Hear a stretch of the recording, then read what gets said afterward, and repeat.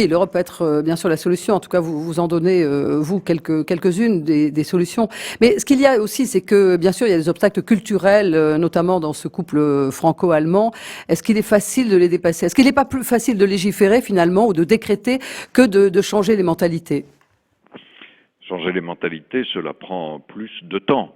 Et évidemment, il y a des différences entre Français et Allemands. Mais je peux vous le dire, pour quelqu'un qui travaille avec beaucoup d'Européens de nationalités différentes, d'abord, on arrive dans les entreprises à travailler quotidiennement ensemble.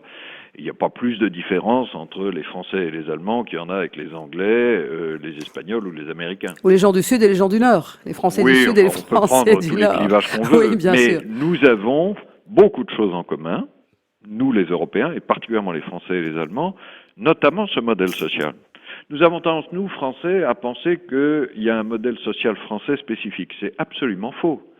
Les services publics forts, la solidarité active à travers la sécurité sociale, qui fait que nous avons moins d'inégalités, ça se retrouve peu ou prou dans tous les pays européens. D'ailleurs, dès que vous voyagez hors d'Europe, aux États-Unis ou en Asie, je raconte dans mon livre voilà, quelques déplacements en Californie ou en Inde, cette différence apparaît très clairement.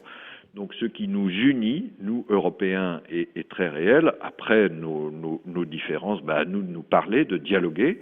Je crois que le dialogue, c'est une très belle exigence en démocratie, comme d'ailleurs entre frères chrétiens.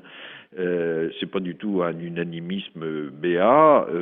Quand Robert Schuman et Konrad Adenauer parlaient ensemble, c'était pas toujours facile, et ils étaient différents. Ils avaient des intérêts différents, et pourtant ils ont construit ensemble une formidable réalisation.